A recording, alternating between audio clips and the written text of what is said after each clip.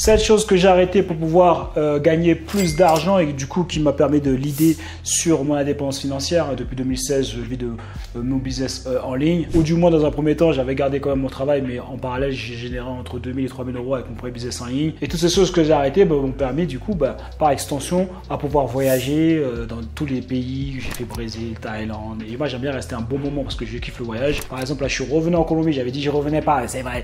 Mais je suis revenu en Colombie, dans la ville de Rio Negro. Donc c'est à 1 heure de Medellín pour ceux qui connaissent un peu. Mais tout ça sont quand même partie de toutes ces choses que j'ai arrêtées et les nouvelles habitudes que j'ai mis en place. Je m'appelle Jonathan Hachi et j'aide les coachs à scaler leur business. Si jamais tu génères entre 1000 euros et 2000 euros par mois, par exemple au minimum, moi je t'accompagne à faire 10, 20 et voire plus en fonction de ta situation. Ça dépend de où tu en es exactement. Et c'est quelque chose que je fais très très bien. J'ai des très bons résultats avec les personnes que j'accompagne parce que je suis investi dans le business, littéralement. On a fait 90 000 euros en 2 semaines avec Marc.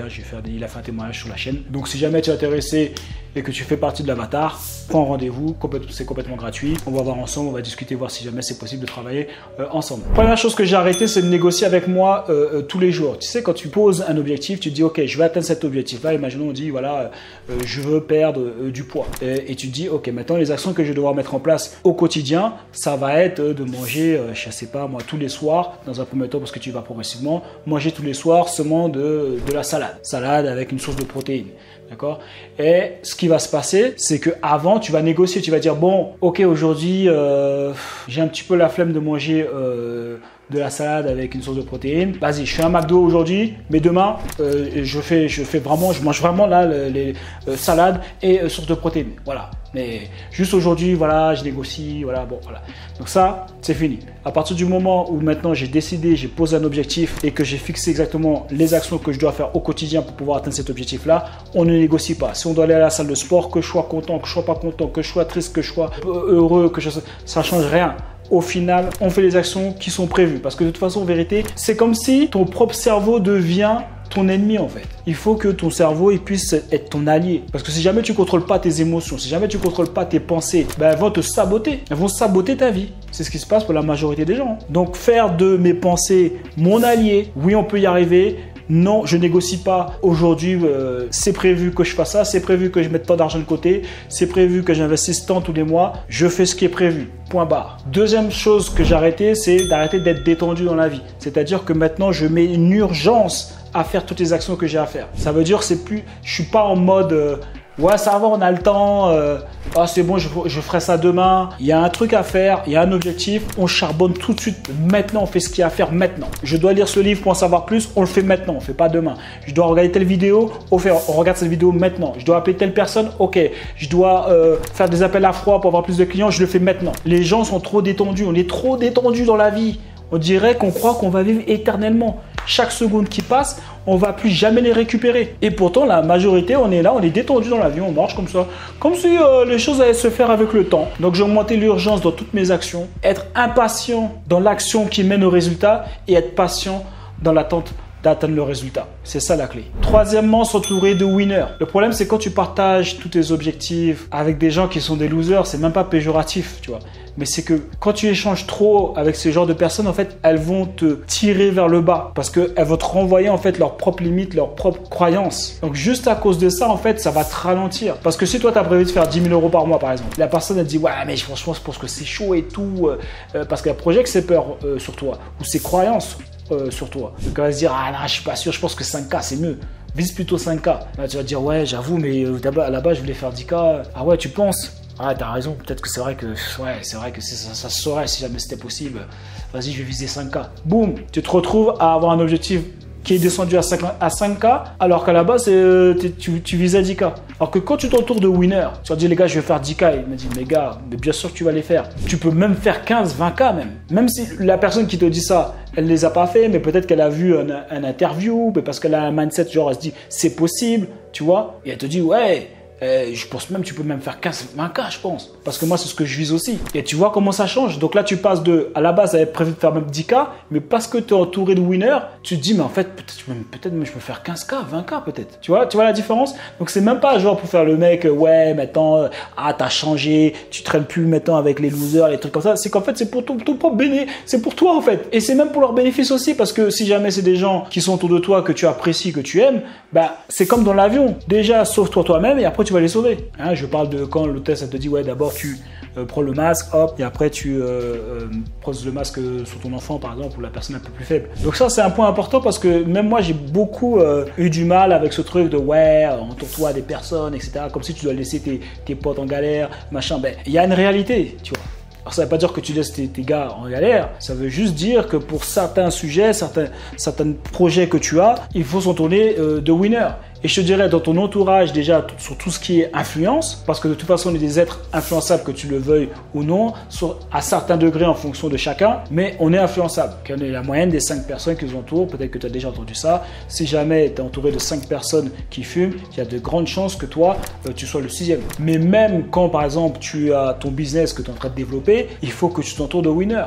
Des gens qui travaillent avec toi, il faut que ce soit des winners. Sinon tu n'iras pas bien loin, surtout quand tu commences à déléguer. 4e chose, j'ai arrêté de regarder les informations à la télé et j'ai commencé à lire des livres de développement personnel, donc tout ce qui est plutôt lié à tout ce qui est business, marketing, plutôt autour de ça en vérité, hein. Un peu de développement personnel mais plus axé là-dessus où vraiment je veux des livres pour pouvoir m'aider tout de suite maintenant à mettre en place des actions qui vont permettre d'atteindre l'objectif que j'ai. 5e, j'ai arrêté d'avoir une vie qui n'est pas du tout organisée. Ça veut dire que maintenant, j'organise mes journées avec une to-do list et au quart d'heure près. Un truc que je faisais jamais avant. J'ai toujours vécu ma vie comme ça, je me lève le matin, c'est quand je me lève le matin, je dis alors qu'est-ce qu'on va faire les gars aujourd'hui? Ah, on va travailler. Quand j'ai commencé à la veille préparer ma journée du lendemain et dans les heures où bah du coup normalement j'ai rien à mettre les choses que j'ai à faire, lire tel livre de telle heure à telle heure, faire telle formation, appeler telle personne, appeler tel client, bah ça a complètement changé. Je me dis même aujourd'hui, qu'est-ce que je faisais en fait? Je devais sûrement être en train de scroller, je sais pas ce que je faisais, mais pour moi maintenant c'est impossible d'avoir une journée où t'as pas au moins planifié. Je planifie même les moments où je vais rien faire. Ça veut dire si je dis bah vas-y, samedi après-midi je fais rien, bah voilà, le programme il s'arrête à midi, je sais que j'ai rien à faire. Et tu vas voir que durant le moment où tu n'as rien à faire, bah, tu fais n'importe quoi, tu fais n'importe quoi. C'est genre, tu es là, tu scrolls, tu sais même pas quoi faire, tu sors, machin. Bon, après sortir, ça va, c'est cool si tu as prévu une sortie, mais des fois, quand tu n'as même pas prévu une sortie, tu es là, tu as prévu que tu n'as de rien faire, tu es là, tu fais rien de spécial qui sert à rien, quoi.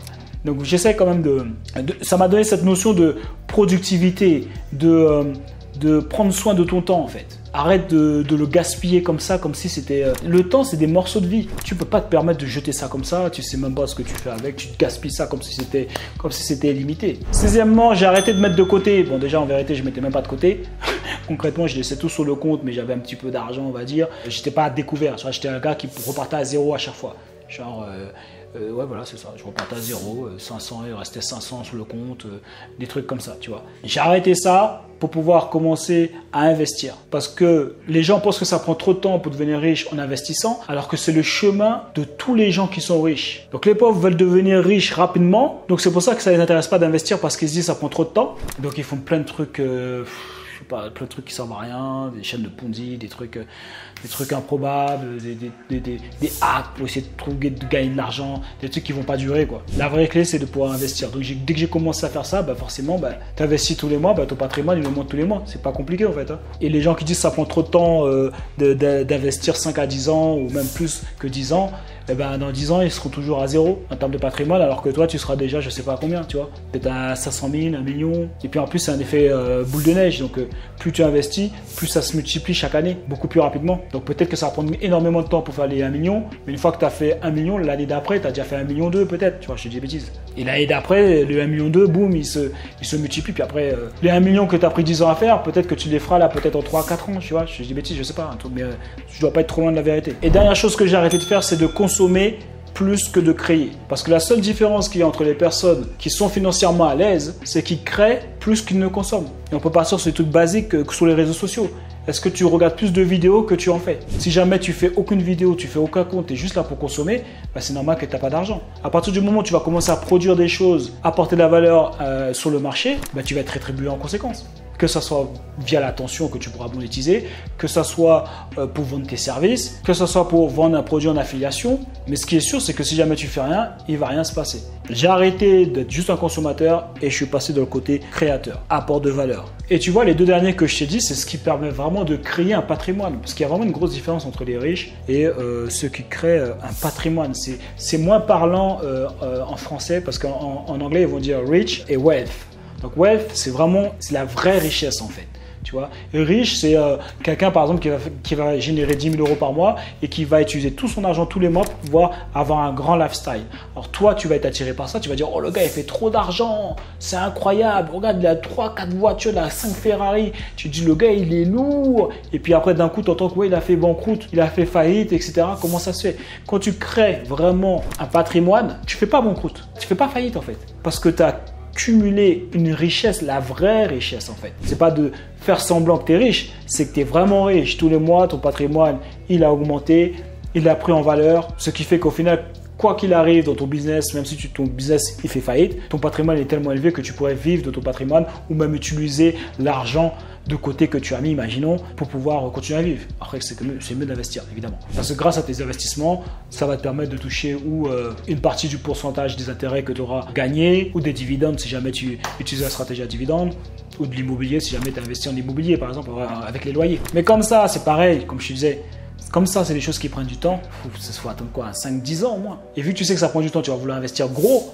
pour que ça aille quand même beaucoup plus vite. D'où pourquoi qu'il faut réduire son train de vie, augmenter ses revenus et la différence, l'investir. Mais ça, les gens ne sont pas prêts à le faire. Difficile de retarder la gratification immédiate. Et comme je te disais au début, si jamais tu ne contrôles pas tes pensées, tu ne contrôles pas ton état d'esprit, tu ne contrôles pas ce qui se passe dans ton cerveau, ça va jouer en ta défaveur sûre. Tu vas droit au mur. Donc pour ceux qui ont regardé la vidéo jusqu'au bout, on va mettre un petit mot code pour qu'on sache qui sont les vrais, qui ont été jusqu'au bout. On va dire le mot patrimoine. Mais mets pas juste patrimoine, sinon c'est cramé, tu vois. Fais une petite phrase avec le mot patrimoine, tu vois. Comme ça, les gens qui viennent sur la vidéo, ils crament pas. Ils font pas genre, ouais, patrimoine aussi, alors qu'ils ont regardé à la moitié. Donc voilà, si jamais tu es coach, comme je te l'ai dit en intro, et que tu gères déjà un petit peu, ou tu as au moins quelques prospects, tu as déjà un petit système en place, etc., mais tu aimerais scaler, prends rendez-vous, on va voir ce qu'on peut faire. Ok, je prends pas beaucoup de gens à l'année, donc prends rendez-vous et on verra ça ensemble. Et les gars, on lâche rien, et on reste déterminés. Il y a eux, il y a nous, je suis à ton camp. Cet outil est idéal pour pouvoir gérer des chaînes YouTube sans montrer son visage et générer des revenus complémentaires. Laisse-moi te montrer comment ça fonctionne. Tout d'abord, demandez à ChatGPT les 50 niches qui rapportent de l'argent sur YouTube. J'ai choisi animaux et soins pour animaux. Ensuite, allez sur YouTube et tapez les meilleures activités pour chiens, puis triez par vue. Par exemple, ce titre, c'est bien. Il a plus de 1,2 million de vues, donc on sait que c'est bon. On peut voir ici que cette chaîne génère entre 120 € et 2000 € par mois, donc on peut partir là-dessus. Donc maintenant, la partie amusante, allez sur apollonvideo.com. Vous pouvez créer des vidéos incroyables en quelques minutes. Ici, il suffit de taper un texte pour pouvoir générer une vidéo. Donc ce que l'on va faire par exemple, c'est qu'on va prendre le titre qui a déjà généré plus d'1,2 million de vues pour pouvoir générer la vidéo. Ensuite, appuyez sur générer. Et voilà, c'est tellement facile que c'est insolent. Et si vous voulez changer quelque chose, il vous suffit d'appuyer sur éditer et vous pouvez changer le script si jamais vous voulez changer la première phrase. Vous pouvez aussi changer la scène vidéo, la première scène vidéo par exemple. Une fois que vous êtes satisfait, vous mettez appliquer les changements, exportez la vidéo et publier sur YouTube et commencer à gagner vos premiers euros. Rendez-vous sur Apollon Vidéo, cliquez sur le lien maintenant dans la description pour pouvoir tester l'outil gratuitement pendant 7 jours.